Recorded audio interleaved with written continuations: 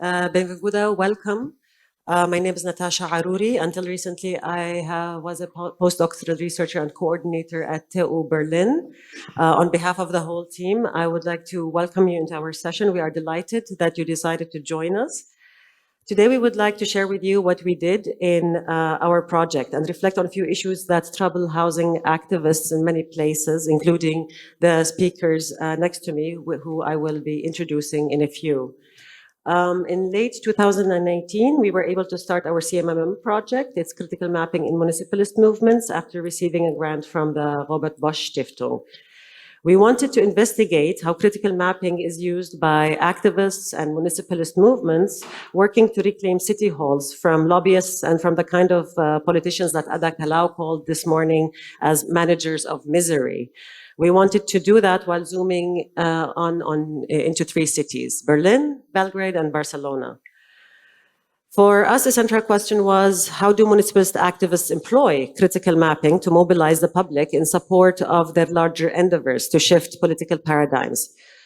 And as a practice-oriented project, we wanted to also contribute by mapping relevant information and as well by creating maps that could be helpful in voicing the struggles as well as particular demands and messages. For us, what differentiates critical mapping from mapping are many things, but primarily it is that critical mapping is frank about the political agenda, because there is no map without an intention. Also, it is an action aimed at creating new perspectives. It is an act of challenging as well as making grounds for negotiating better alternatives to the status quo. So when our team was formed and solid in early 2020, just before COVID hit, we discussed together and we decided to focus on the issue for which we are all here, which is housing justice. As you know, the COVID pandemic laid bare the housing urgency, and now 3 years later, we wish we could say that the politics has learned the lesson. In Belgrade, since the end of the socialist period and following the doctrines of the IMF and its friends, many laws have been passed in order to deregulate the market and removing protections of tenants in the city. And the city has ascribed to neoliberal developmentalist projects, the Dubai-style ones. So we have the notorious Belgrade waterfront project with the largest mall in the Balkans. If you haven't visited it, try to. And it has exclusive condos that stand like a scar in the landscape of the city. And also at absolute odds with the blocks of the new Belgrade district just across the river. The ruling party, the SNS, has been solidifying its grip on power since over a decade and also on the media. The freedom of media is now the focus of the tens of thousands of protesters that have been taking to the street every week since about a month, since the beginning of May, when 2 mass shootings happened within 48 hours. People in Serbia have a gazillion reasons to protest for. Housing and affordability is only one. But today their fight is for the basic right to information and against the propaganda machine. Whether these protests will succeed in nudging paradigms or not is still to be seen, but we know that it will be helpful for the people on the ground if we keep talking about it and making noise from wherever we are. Meanwhile, in Berlin, it has now been 2 years since the population of the city made a very loud scream at the politics with the voting for the expropriation of large companies. Yet, here we are 2 years later, and there's no concrete proposals for how to tackle the sweeping takeover of the city by vulture capital. And on top, after 22 years in which the Social Democrats were able to name the governing mayor, here we are. Berlin has a conservative and market-friendly party at the helm, the Christian Democrats. So we will get now to watch how they're going to be trying to circumvent the vote and of the referendum, which is for communalizing housing in the city. But also, this is not the only issue burning in Berlin. So there, as Julian will be explaining to us in a bit, there's also the issue of the annulment of the municipal right of preemption, of preemptive buying, and other topics. And in Barcelona, our friends are telling us that they are still processing the results of the elections from 10 days ago, that there is genuine fear that shall, like in Berlin, the helm go to the right wing, that the few steps forward that have been accomplished over the past 8 years in terms of the right to the city and the housing, that many of these might be rolled back. And listening to them, I cannot help but think about 14 years ago, I conducted my master thesis here. And that was when the mortgage crisis started sweeping into the country. And I remember very well how the facades of the buildings were full of banners and signs of people saying, we're being evicted, but we're resisting, we're not leaving. And a couple of days ago, I was sitting with a friend, Claire Colombe, who was she's conducting awesome research on the short-term rentals in the city, and she was telling me that Gotico, 50%, one of every 2 housing units in that quarter is either an Airbnb or a hotel. This is pretty scary, and what is equally scary is seeing how cleaned up the city is in comparison to years ago. So we ask ourselves, how do we visually communicate our protests against the status quo and the speculation over our basic living spaces? And while doing that, how do we pass relevant information that activists as well as everyday citizens might find helpful in informing their struggles? These questions and other ones preoccupied us over the last 3.5 years as we were conducting the CMMM research. In the span of the research, we conducted several formats of mappings that you can see on our website that I will not delve into now because of time limitations. But in this session, we mostly want to discuss the 3 maps that we developed. Feel free to ask about any aspect of the project you are curious about, nonetheless. And if we don't get the chance to cover all questions now here, we will also have the chance right after the session. We have organized a small reception in the patio on the first floor. Everybody is warmly invited to join us there. Here we will start now with the 3 rounds of questions to the speakers before opening the floor to your questions. The speakers are all members of our team of actually 15 persons that you see on the screen. From Belgrade, we have Giovanna. Giovanna is a researcher and activist with a background in architecture, gender studies, and political theory. Since several years, she is a program coordinator at the Ministry of Space Collective, besides other jobs. Her work is focused on the democratization of spatial policies and the spatialization of democracy and social justice.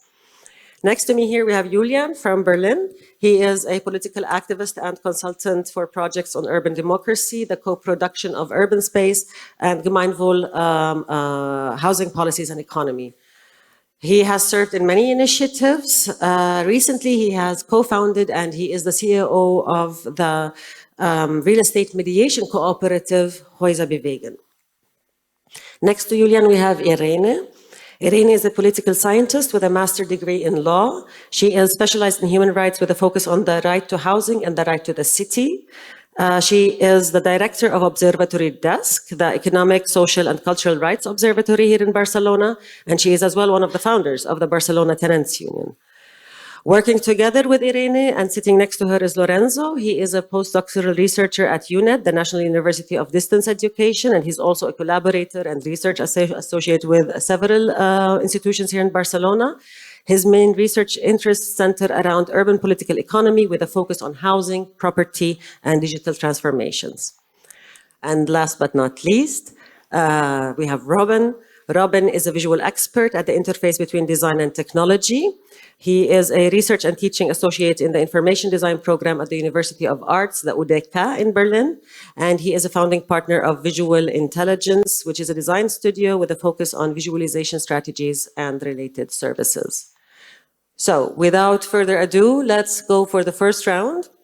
The first round, we want if you can tell us, please, shortly about what you see as the key aspects of the housing situation and struggle in your city. And if you could also briefly share with the audience how the collective you are engaged with is dealing with the problems that people are facing. Let's start with Giovanna. Thank you.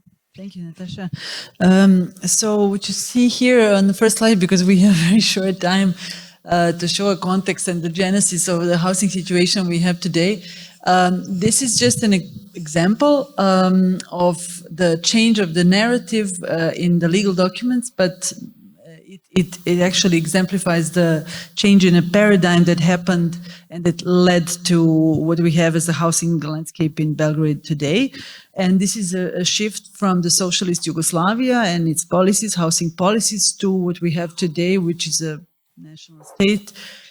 Serbia, quite neoliberal capitalist state on a semi-periphery. Anyhow, this change, this shift is actually the shift in how we understand the responsibility for providing housing, which was in socialist Yugoslavia a collective one, so one that the entire society is responsible for, and it actually turned into an individualization of the responsibility, and which you will see why is it important today for any kind of mobilization. The second one is also from having the public as a category of housing to being individual and social, which also has its own consequences in segregation and housing, deepening housing inequalities in Belgrade. And finally, the change in ownership, which is from the big portion of housing being in a social or societal ownership, or property. Whereas today we have, we can go to another slide. We have a majority of housing stock in the private property after the privatization, the massive privatization of the social stock in 90s. So we do have only under 1% of housing stock today owned by the city or the state. But unlike Barcelona, because this morning we heard that Barcelona has only 2%, but unlike Barcelona, our policies or housing policies at this moment are absolutely avoiding any kind of intervention or structural intervention into this kind of situation. So what we have is also a very big precarization in the rental sector because it's quite unregulated. And moreover, which again is important for what we all are doing and for the maps we did, is that there has been quite an effort from the authorities to, in a way, depoliticize the housing question or the housing as such. And what is now is considered is that it's in a way completely an economic sphere, that it's a motor of the entire economy of the entire state, and it's quite disregarded as a right. So that is the situation we are facing. And just as a Ministry of Space of Collective, we're not going to go through all this, but we are dealing with different aspects of democratization of urban planning, which all have to do with housing policies, whether it's land management or public spatial resources management or urban planning or housing policies such. But it's we are trying, of course, together with other actors in the civil sector, we are trying actually to put again housing in a public agenda, and in that way try to make it a question that it's like a political question, the question we all have to work to talk about and to demand different policies. That's it. Hi. So, about Berlin, first of all, short information, there's translation into Spanish for anyone who wants to have it in front of the door, I think.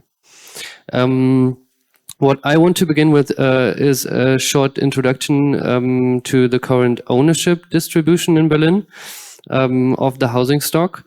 First of all, as many of you might already know, more than 8 out of 10 of Berlin residents live in a rented apartment. So these people highly depend on the owner and its interests. This is about 3 million people, I would say. On this great mapping in the background, which was recently published by a research project, you can see who owns the city. I won't go into the numbers now, you see it on the screen. What I want to do is go behind that and look at the interests behind these ownership structures. On the upper right chart, we see that the number of offered apartments and the length of contracts realized on the market drastically lowered over the last 10 years. On the lower right, we see that the offered rent prices increased in the same time around a quarter to a third. When we look at the offered apartments according to ownership now on the left, we see that apartments offered by state-owned and non-profit organizations have a much lower rent than the ones offered by brokers, private investors, facility management, and so on, here summarized as others on the right. By the way, it is to be stated that the big sellout of the especially state-owned housing stocks happened in the early 2000s. So you can imagine this as an effect of this whole process. After all, we can state that state-owned companies and non-profit organizations rent out apartments much cheaper and thus profitable for tenants with limited incomes and capacities than other companies. This is actually a report by the land-owned investment bank of Berlin of the last year. So next one. So the question is, why don't we just do decommodification then? What we noticed in the project and also in my environment, that for a decommodification strategy and implementation, we need tenants to be empowered and not threatened, to have capacities. We need non-profit housing organizations being capable and willing to overtake housing stock, and we need progressive instruments for market regulation and investment policies by the state. The municipal right of preemption was an instrument to actually bring those aspects together. Its application was undermined by a court decision in 2021, and we think that this instrument has to come back with more impact. At the moment, the Liberal Party on the federal level in the coalition is blocking this.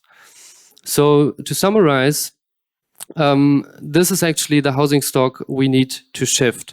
The goal is actually to gain a majority of the market share.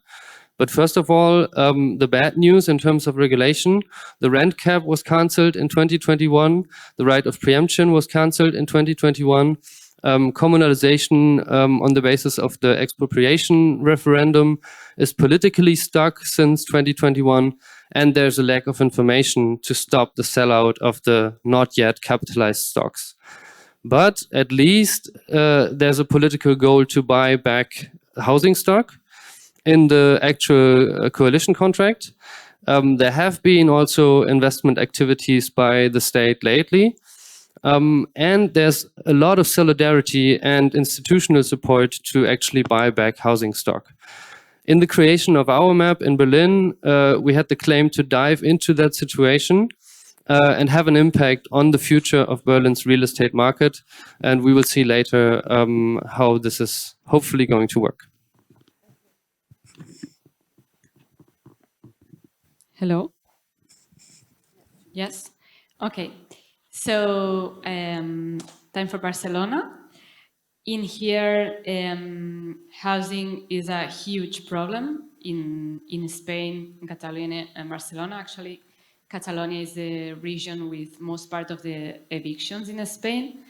Housing is a huge issue, as you know, and my colleagues have mentioned many things, but in our part of the project, we focused on evictions because it's a human right violation, and we think that it's one of the most important problems when we are talking about housing, and in here is our reality. So regarding evictions, as I was saying, Catalonia is the region with most part of them in Spain, and Barcelona is a city where we have around 10 evictions every day, still today. So that's something we wanted to do some research, do some advocacy, and prepare our project in that field. After the 2008 financial crisis hit, we had a wave of evictions in Spain that still is going on today. At that moment, we had mortgage evictions, foreclosures, and this problem has been evolving because our policies and our laws have also evolved to today. After that huge problem, we had a change in the evictions, and nowadays, I would say that in Barcelona, almost 90% or 85% of the evictions are because people cannot pay their rent. It's not because they cannot pay their mortgage anymore, even if still there are that kind of problems. And also we have a precarity situation with people that are squatting or occupying houses because they cannot pay the market price rent. As you can see here, we have less than 2% of the total stock of housing. I mean, less than 2% of the total stock of housing is public housing. The average rent in Barcelona city is 1,077 euros, and the minimum wage is 1,080 euros, and it has been improved in 400 euros during the last year. So really, it's very difficult to pay a rental market price. Barcelona is known because we have a long history of struggles, social movements, and it's true that in here was born PA, la Plataforma Afectados por la Hipoteca, one of the most important social movements on housing in the world, I would say. And it's also in Barcelona where the Tenants Union was born.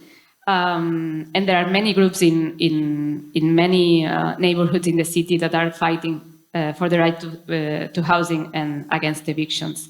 They basically prepare campaigns and support people and stop evictions. This is, you can see, like on Wednesday, 31st, Chana and its family, or Norris and their family, are being evicted, and this poster. This poster is for people to go there and help this family and try to stop the eviction at the door. And that's something that is going on in the city almost every day. So they organize this kind of eviction blockades at the doors. They also do advocacy, mobilize, and have a lot of mutual support. And then we can also say that besides all these powerful social movements in the city, there have been important policies that have been taking place during the last years. For example, we have had much more budget for investing in housing, also a specific unit to prevent evictions from the city council. But today, still after the COVID-19, we had a moratorium at the state level, which was supposed to stop evictions, and it actually has stopped many evictions, but still today we have a lot of them, which we'll show later with the map. And finally, we have just passed the first Spanish law on the right to housing. We had two important laws, the rent control law passed in Catalonia and other anti-evictions laws passing here that were also undermined by the courts, like happened in Berlin with others. So yeah, that would be like the general housing situation. Yeah, and I think... Go ahead. Is this working? Hello, hello? Hello? Ah, yeah. And since we are also speaking about critical mapping here, we also have to speak about design. And I think we all can agree that when we talk about design, it's a very good tool to transfer knowledge, right? You look at the diagram and you know how the phenomena behind it work, etc. But what we also tried is to give it another layer in the design, to make to use design to create new knowledge. And I think this is a very powerful tool we have at our hands when we are working in these constellations together with designers, with the academics. Because with design, there's this proverb which says, with one image can say more than 1,000 words. And I think it's very true when you look at data visualizations or diagrams or maps, because with one image you are able to kind of to flip the perspective or to put data into relation to each other, which you didn't see before, or to make the invisible visible. And I think this is a very powerful tool, which we are also trying to use here in this project as a mechanism to kind of raise awareness or raise advocacy for these specific topics. And when talking about, we will talk later also about data, and when dealing with data, I think it's also very important to look also as a group, as researchers, as designers, how to deal with the data. And be very transparent about the data. Where is it coming from? What is safe to say with the data? What is not safe to say with the data? And also to put yourself into relation to the data. What is the story you or we want to tell out of the data? Because potentially inside the data there are probably 1,000 stories hidden. But it's important to look at the main story you want to tell and you want to kind of communicate with this data. And when working in such constellations, every time I find it very stunning when at the very moment something becomes visual, it becomes political, right? So people start arguing about it. There are discussions are evolving around the visualization you're doing. People kind to question this, and I think this kind of mechanism we are also trying to use within the critical mapping projects here within the different cities, and to leverage this power of data.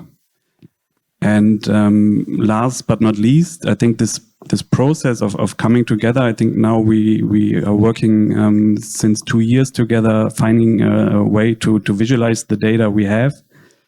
This process is exhausting in a productive way, because you have to meet with the teams, you have to discuss what is it what we want to show, what kind of data do we have, and what can we show.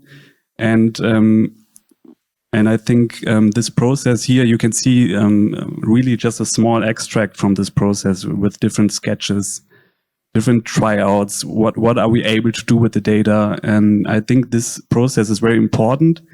And also there's this kind of understanding process that the content, of course, needs to influence the design or the visualization, but also the visualization is allowed to kind of influence the content. And I think we kind of came to the conclusion when we were working together, and we will see in the next slides more how this looked. Thank you for this short round of starting remarks about the conditions in which you are working. And to the Carl, would like to say that if you visit our website, and it's better done on the desktop, honestly, than on the phone. We haven't managed to tweak that yet, but we will do soon. But you will see that we have put together a bundle of practical information about the housing situation and struggles in the 3 cities. So we have informative briefs on hierarchies, on main factors. We have mapped actors. For example, we made a timeline section, which has a collection of main highlights on changes in legislation, on political events, or on groups when were formed, among other information. And by the way, this timeline can also be explored in an interactive interface where you can see the 3 timelines and scroll through them together, or only 2 in any manner you want. But as I mentioned at the beginning, we would like to focus on the maps, and this is what we will switch to now. So we're going to go through another round where the speakers will talk each about the map that they led the production of, with the same order, maybe. So just to continue on the context, within this effort that we are trying to do as a Ministry of Space Collective, so the effort of repoliticization of housing, what we thought we needed to do, among other things, is to actually make visible, just as Robin said previously, to make, with the help of data, to make it visible what is the volume of the problem or the extent of the problem of unaffordability. And when you really have a market-led housing situation and really no or very little alternatives, affordable alternatives, the unaffordability is just exponentially rising in Belgrade. So what we try to do, just to add one more thing, we have a continuous problem with the lack of data or lack of transparency of data. So actually it is the state or the institutions are not providing sufficient data on the housing situation. So we thought that the data can really, like putting the data together can help the wider public understand the volume of the situation there is. Yeah. So we can go to another. So what we try to do is, with the huge help from the entire CMMM team, but I especially think in this endeavor, I thank Robin for this. We try to actually make a tool, like a digital tool, that it makes it very plastic for people, or makes it very obvious for people, the contrast between what is there on the housing market, because the number of profitable housing is rising, while at the same time the unaffordability is rising. So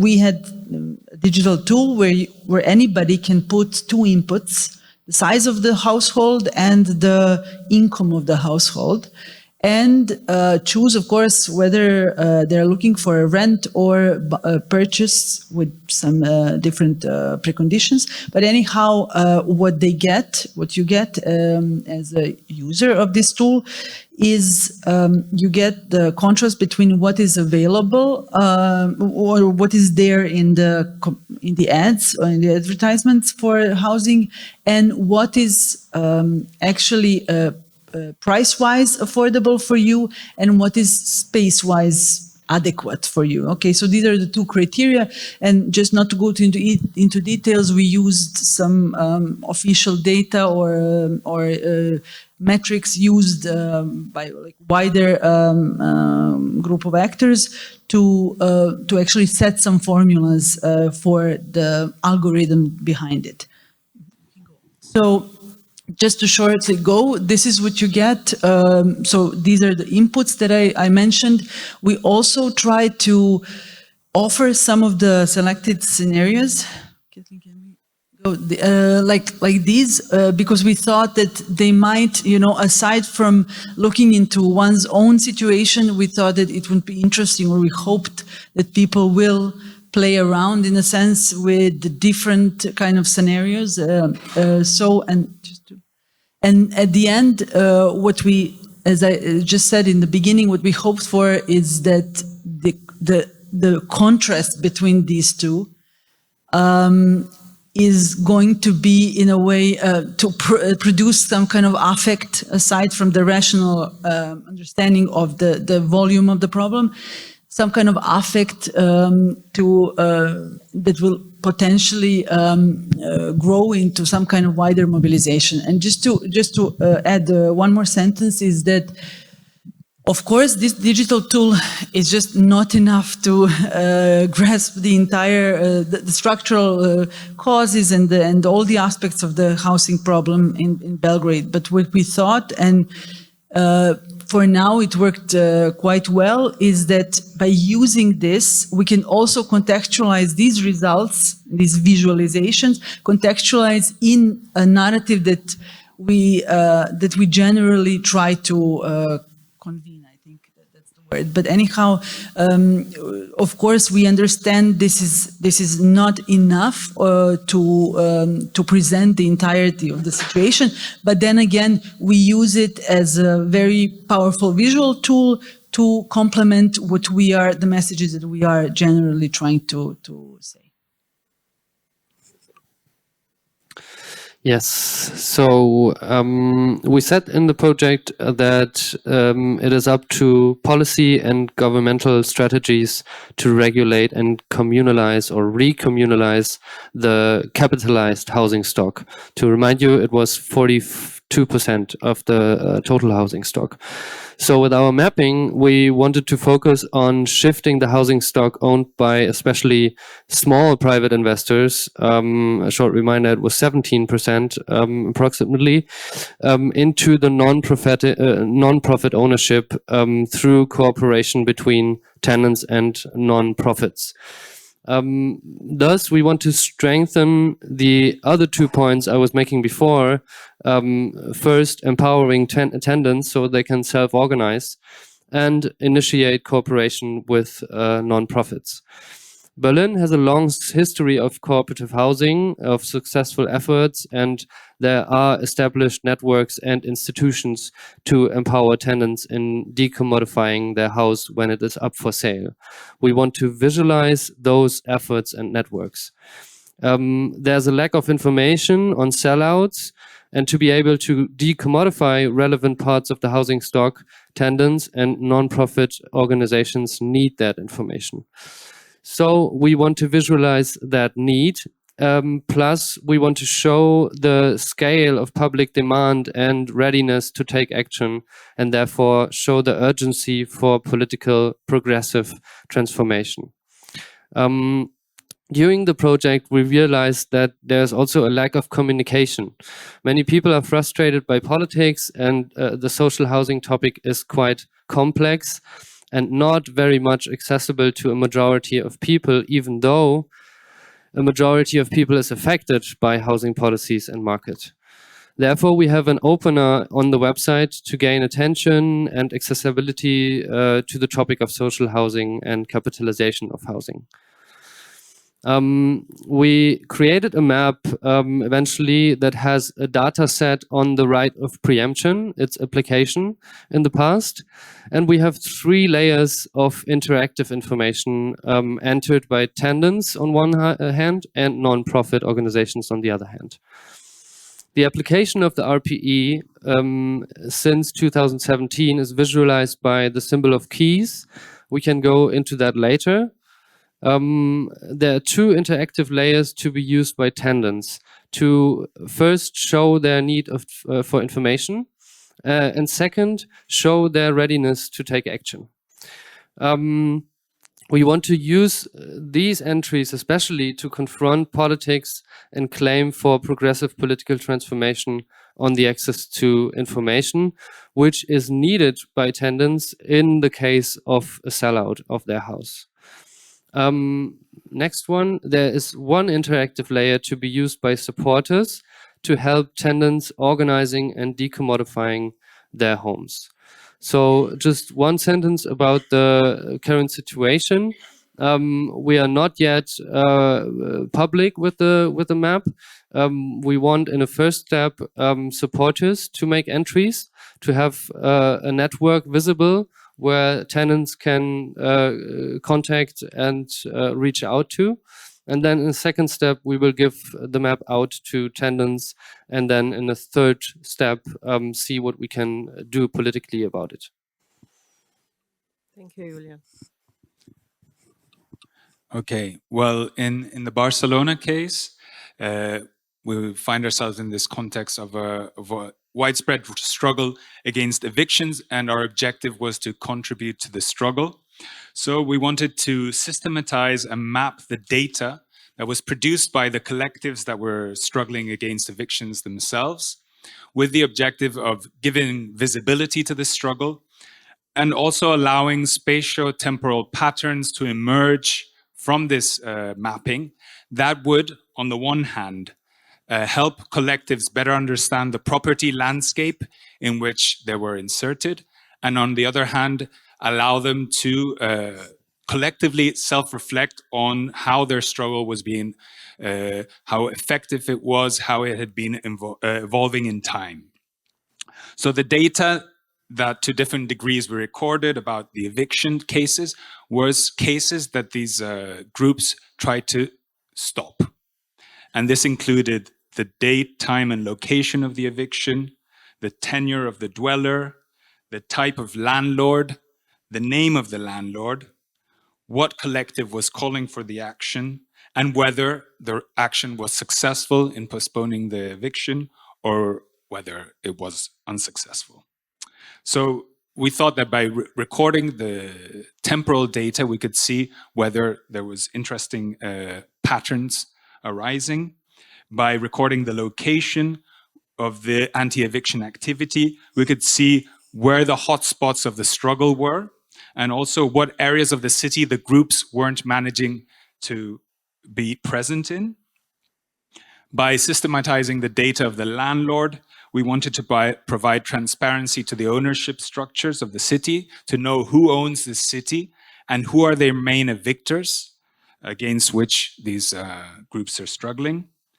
And then we also wanted this information about the landlord to help these different groups to organize collectively against the same landlords, so as to increase their collective bargaining power. So we have two maps. One which has our historical map, which systematized all the data produced by these collectives since 2016. It basically draws from two databases.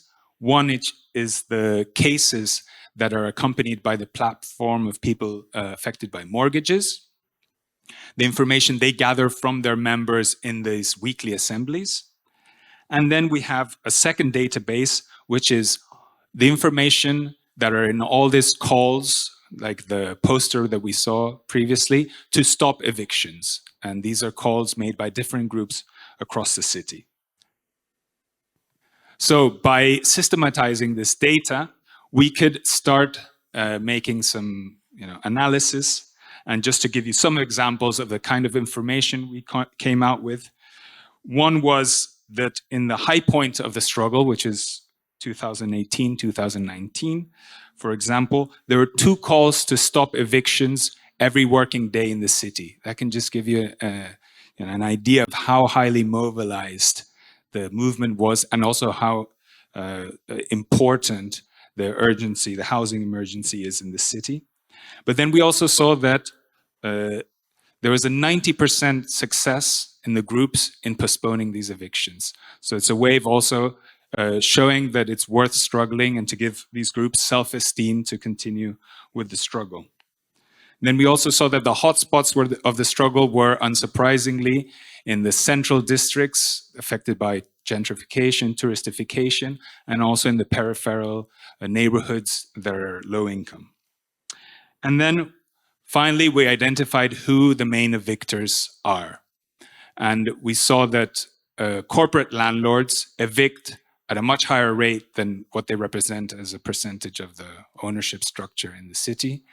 And that the main enemies of the movement are, on the one hand, large vulture funds that we call here, which is large investment funds, mostly from the United States. In this case, Cerberus was the #1 enemy of the movement last year, followed by La Sareb, which is a public-private bank that gathered all the toxic assets of the financial crisis and has been evicting people since.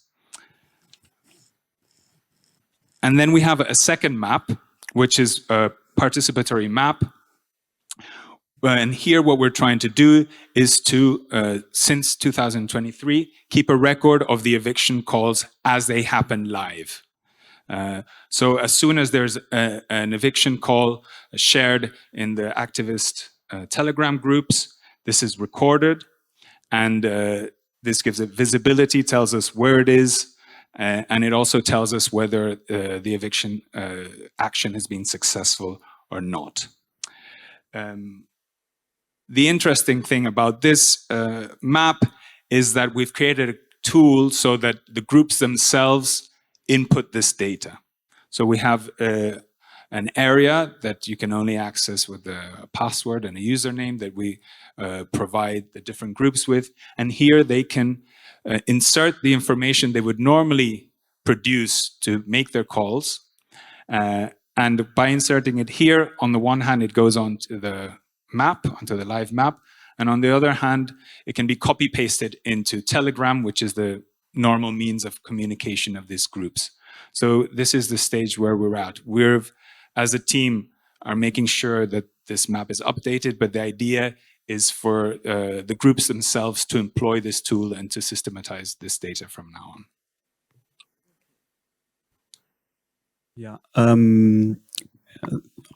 Of course, we had to take certain design decisions when we were kind of conceptualizing and producing these maps. I'm going to give some insights into these processes and decisions. This is obviously you want people to use the tools you're producing. So onboarding is a big thing. When people entering the website, you want them to stay and use the website. So here in this diagram, you can see on the left side is a Belgrade mapping, in the middle Berlin, and on the right side is Barcelona. And each of them have different kind of onboarding strategies. So as Giovanna already mentioned, on the Belgrade thing, on the Belgrade map, we used a split screen, right? So we wanted the user at the very moment when they enter the website to see the comparison on one view, left and right. And this split screen strategy is used throughout the whole website. And also, as Giovanna mentioned, we work with this kind of scenarios, so that people can really put themselves into relation to the data. They can select, okay, I'm a teacher with 2 kids with a salary of X. I'm a fire worker, so that they really make the connection from the abstract data to themselves. So this was kind of the onboarding strategy for Belgrade. As Julian mentioned, for Berlin, we use this scrolly telling is the keyword for this. So when you are scrolling, you are kind of reading the introduction, kind of introducing to the topic, and then coming to the final map. And while scrolling, the illustrations will change and support the narrative we are trying to show. And in Barcelona, we have a similar kind of strategy as in the Belgrade map. It's also a split screen, but it's more like a decision tree. Do I want to look at the past? Do I want to look at the past data, the historic data, what happened? So it's the left side. Or do I want to see the data right now in real time? Then you select the right side. So these are the onboarding strategies. On the next slide, we can see how the maps are kind of reacting to the data, because all the data is differently. Of course, on the Belgrade, again, we wanted the data to pop out of the map, right? Again, we wanted to have the people to see it on one view. So we work with very colorful colors, and we will reduce the design of the map. In Berlin, it was a little bit different. We wanted to kind of extract or take or leverage the illustrations we had before, and which were also kind of emotional, making an emotional link from the users. So here we are kind of decoding the data through a 3-dimensional illustration on the map. And in Barcelona, this was really another kind of story, because here we really had a high granularity of the data. We really had a very exact pinpoint where the eviction is going on. So the map reacts to this. We are showing the house numbers. We are showing the directions of the traffic. We also had a very specific problem to solve, is that there might be points where multiple data entries would be on the exact same location, right? If the information about it changes. So we reacted to this with this kind of spider you can see there, or the numbers you saw earlier when Lorenzo presented it. When you click on it, you can see all the data points on this exact location. And what was very interesting also for me to learn while cooperating with the groups is actually the biggest problem was there was no data, right? And on the next slide, you can see the process of how we wanted to use critical mapping. We had some databases, right? But a lot of the data we needed to kind of create, or we are still needing to create on our own. And here you can see the process in Belgrade. The Giovanna and the CMMM team came up with this idea to use a real estate website where all the housing, or a majority of housing, of course, is listed and priced, etc. And So we went there and wrote a scraping code in order to download this database, and we downloaded, I think, up to 16,000 data points. The problem was we were not able to get the exact location, but just the region or the neighborhood or district. So then again, we need to write another code to geolocate the data we downloaded, and then only we could use it on the map. And Berlin and Barcelona is kind of similar. We are kind of crowdsourcing the data, right? As you understood in the presentations of Lorenzo and Julian, people can go to the website and upload or put in the data they want to show. The only difference is in Berlin, it's public, right? Everybody could go on the website and put the data in. There are some security measures, which I will not go into detail right now, so that we don't have bad stuff on the website. But actually it's public, while in Barcelona, as Lorenzo already said, it's semi-public. So you have to input a password and an email address, which is curated by the group in order to upload the data.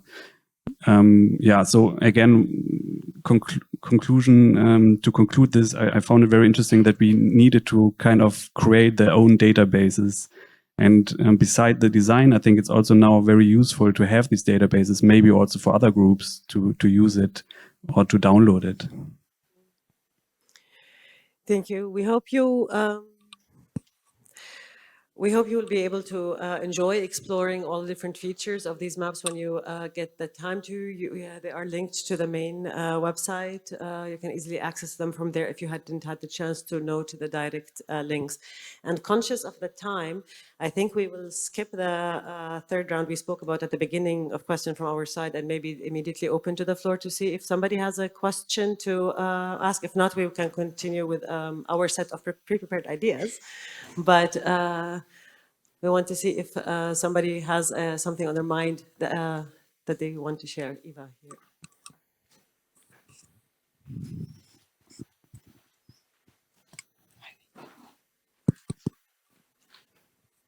Hi, hello.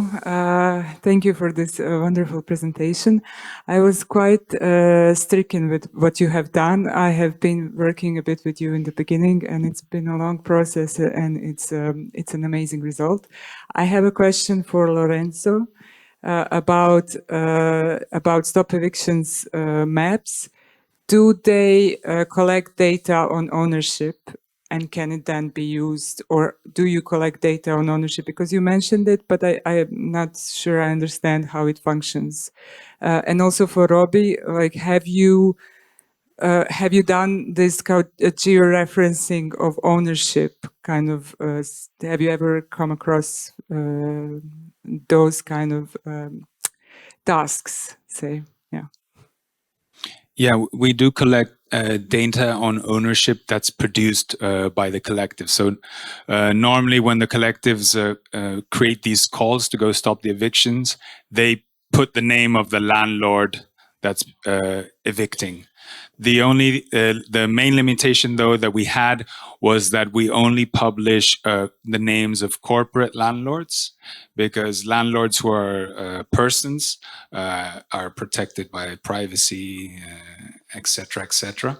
And so the groups themselves do not produce the data, and we also do not systematize it. So we only have managed to map the corporate evictors.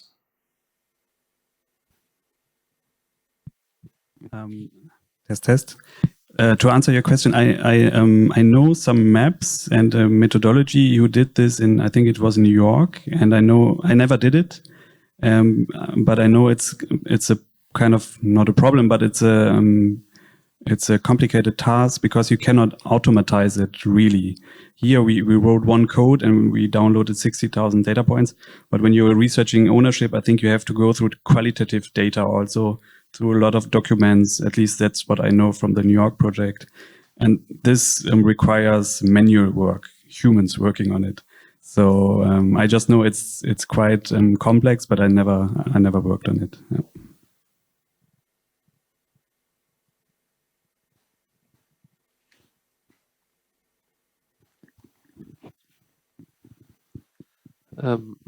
Maybe to give an additional information from Berlin to that topic, it's very tragic in Berlin that we actually don't have access to that information of land ownership.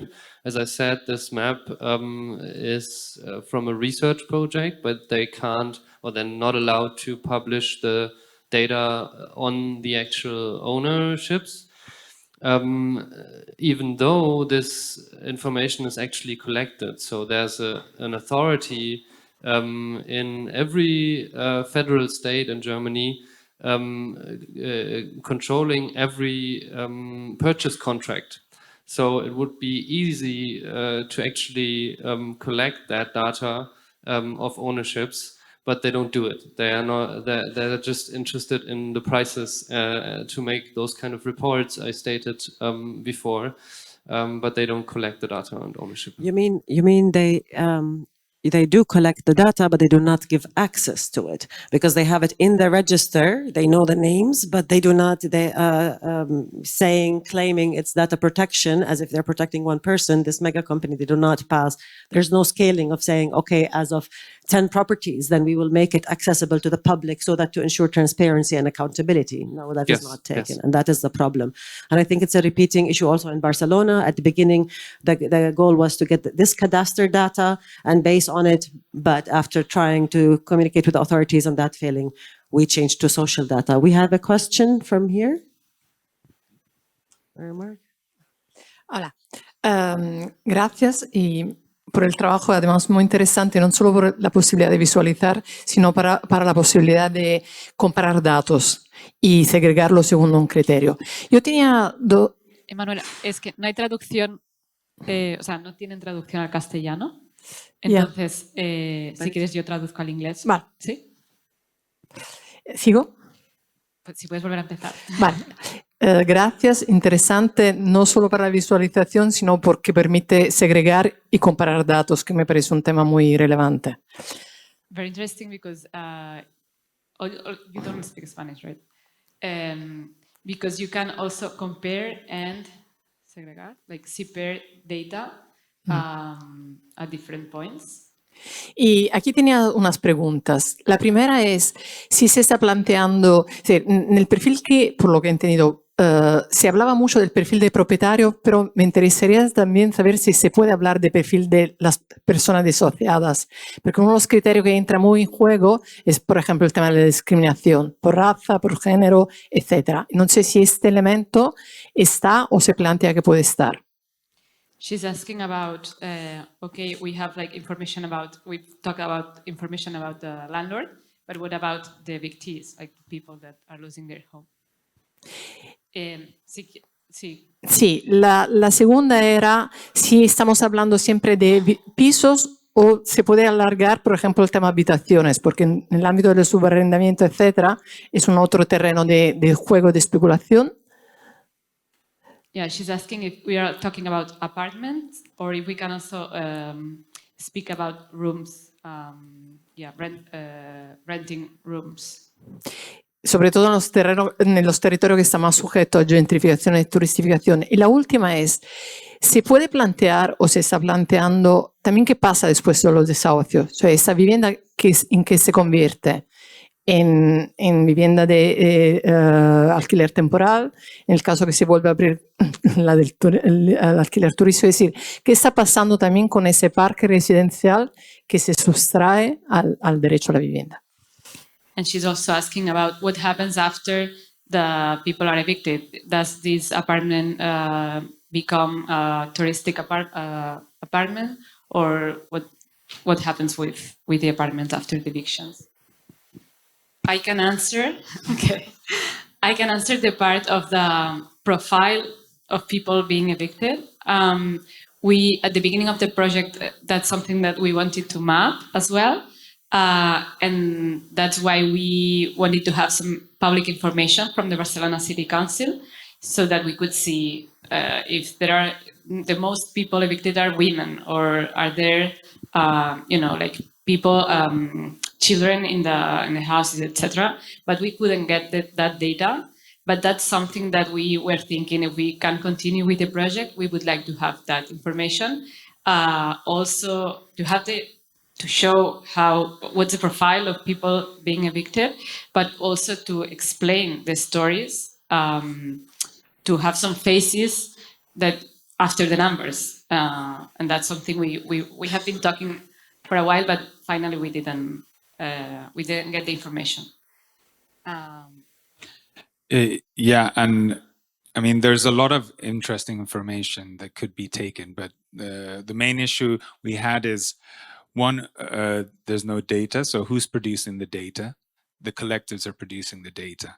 Do we want to make a map that asks more work, or ask them to sort of become researchers, or are we going to try to use the data that they already produce to help them in their action? And that was a kind of strategic decision that we took.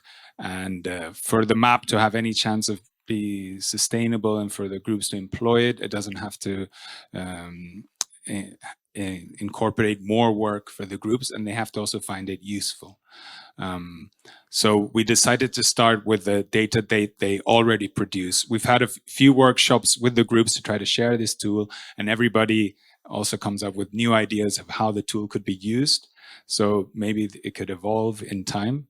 But we've started from what's actually happening in the activities of the group and take it on from there. I mean, if it was for the Belgrade map in regards to rooms and renting, what kind of apartments are there? So as Robin said, we use the data from the advertisements. I don't know how advertisements. Yes. So anyhow, the data that was for the algorithm relevant was the square footage, and we didn't put any kind of a low bar for it. So yes, the rooms are also in it. It's just an opportunity to also say that, of course, this kind of quantitative data mapping and visualizations lack the qualitative aspect of it. So in a sense, for example, in Belgrade, some of the apartments that are being advertised are absolutely not adequate for living as such. But that was beyond the possibility of this particular map. So what we tried to also say is that the map is showing the trend, the dominant trend, and not really the most precise image of the housing market. Can you maybe, while at it, just in a few sentences, tell us, because you are the team that actually did release the map, how were the responses to it? And maybe, Robin, did you check the last status on it? Maybe you can... Yeah, I can. Hello. I can answer to the quantitative view count on the map released by Belgrade. In the beginning, it was so in the first week, I think we kind of hit 10,000 in the first week, and then in the second week again, I think it was 6,000. So that adds up in the kind of launch or onboarding almost 15,000 or more than 15,000. And right now I just checked this morning before I went here, and right now it's kind of between 500 and 600 a week. So that's the data line. Yeah. Of unique users. And how was the response with it that you got from your side? It was quite good. I mean, you could see the. You could see the. I mean, this negative affect coming out in the messages or in the comments of the map, and a lot of our friends and the colleague, activists, said that they think it's a very good and very effective tool to use. Because part of the design was you made it such that people can actually take a screenshot in order to put it on social media and talk about continue. And this is also part of considering the layering, how much information, because when deliberating, in some cases we could put more data, but then that would make it more distracting and would become more difficult to pass the message and mobilize around. And so we had to take some tough decisions sometimes. Yeah, I have a question. So I understood that these maps are now on the website, which is shown there. will there be extracted? Will the collectives, the initiatives be able to use the data and the maps for their own needs and include them on their own websites or whatever? What is the idea about that? I can answer technically. Yes, in the very beginning, the maps were conceptualized in a way that they can taken over by the groups.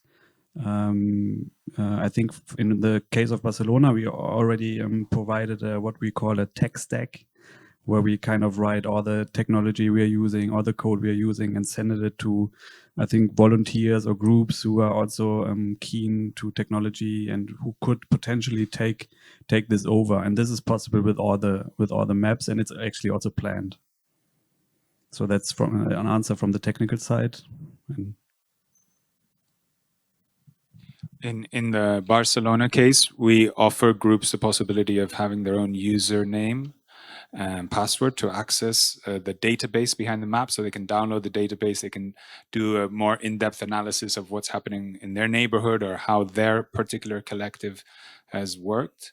And yeah, and then we're trying to also get kind of a more technical team to have the upkeep and possible future developments of the map, but that's still, we're still not there yet.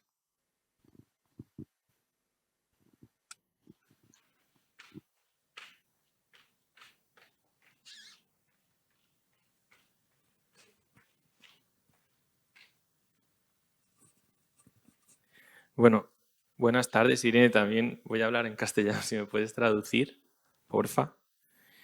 No, muy brevemente. Bueno, en primer lugar, bueno, gracias por la presentación y por el trabajo.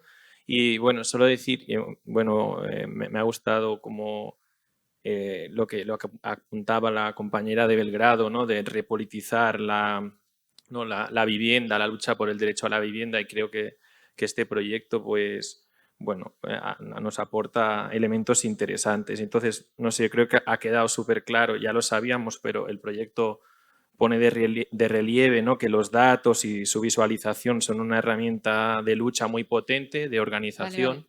Vale. Sí, sí, perdón. He was thanking for the presentation of the project, and he was referring to your sentence regarding how it is important to make it political, the housing struggle and the housing problem. Sí, ¿no? Que si los datos ¿no? Son la información es poder, lo sabemos, y puede ser una herramienta de lucha. Entonces quería compartir algunos ejemplos. Por ejemplo, en España los propietarios lo saben muy bien, los grandes propietarios lo saben muy bien, ¿no? Que los datos son poder, y por ejemplo los grandes propietarios se asocian en supuestas asociaciones de pequeños propietarios porque no quieren que los visualicemos como grandes propietarios. Eso sería, por ejemplo, un ejemplo. He's saying that data is power, and that's very useful for struggles. And in Spain, big landlords have their information, they know that, and that's why some of them, they organize as small landlords instead of big landlords, so that they are not seen as the big landlords evictors, let's say. Y también hemos visto, por ejemplo, casos en Barcelona de denuncias a periodistas que trataban de acceder a datos, ¿no? Sobre quiénes son los grandes propietarios, y esta iniciativa se ha tratado de bloquear en los tribunales. And in Barcelona, we had some journalists were denounced because they were trying to access to that information, and they are on trial. Sí, entonces, para terminar, también hemos visto, por ejemplo, que por ejemplo, en España se ha avanzado en regulaciones del precio de los alquileres o para evitar los desalojos, y también la estrategia de los grandes propietarios han desarrollado una estrategia societaria de invisibilizarse, ¿no? De no ofrecer datos para que no les afectara la regulación, ¿no? Por ejemplo, si tú no puedes desahuciar a alguien porque tienes más de 10 viviendas, pues hago una empresa, ¿no? de 5 y 5, y entonces estoy evitando esa regulación. Y también some of the laws I was mentioning before, like anti-eviction or rent control laws, they are mostly applied for big landlords when they have, for example, 10 apartments.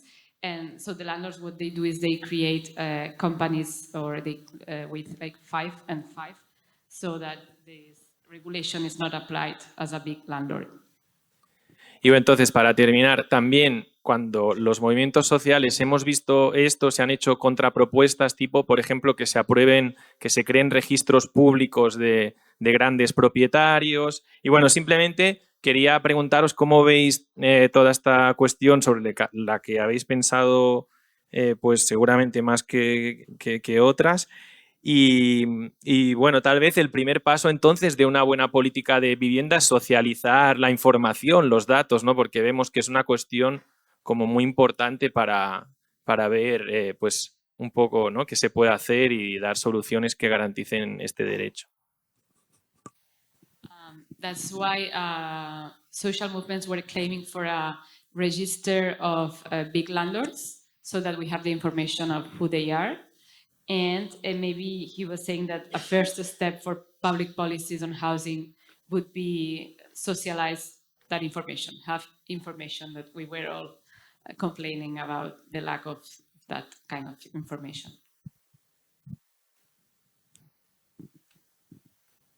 We ascribe to what you say. Yes. Okay. Again, conscious of the time, and before hopefully you come with us to the patio for a refreshing drink and continuing more conversations, I would like to ask you if you could give us closing words. In your opinion, how can we cross-border push for the decommodification of housing? I mean, we heard it in the opening addresses this morning. How can we shift the paradigm so that to remove and reestablish housing as a public interest, as a public service, and not as something for conversation? We have in Berlin the referendum. How can we make more such things more frequent to elevate the pressure on politicians? Yes, it is complex, but maybe a few words, or on any other thing if you want to avoid this question before we close. But let's change the order. Okay, you got that. Fair enough. We start with you, Lorenzo. Well, maybe the closest thing to the work that we've been doing is that if we see that we're starting to share these same transnational landlords, a starting point for a broader struggle would be to organize across borders against these landlords that we share, no? So the precondition for any of these changes, I think, is a strong housing and tenant movement. And the material basis of this shared struggle is the shared property structures that we have in different cities, but with the same transnational capital behind it. So I would start from there. And I would continue that once we have that information, we should push for administrations to regulate that and really legislate so that all these big landlords stop violating human rights and doing bad practices with tenants. That's not easy, but that's something we all should think of. What kind of regulations do we need for that big companies, investment funds, big landlords, etc.? Well, yeah, I agree. There's just nothing good about companies managing housing, I think, private companies, because they're investment driven. So we really need that state regulated and state investment housing policy.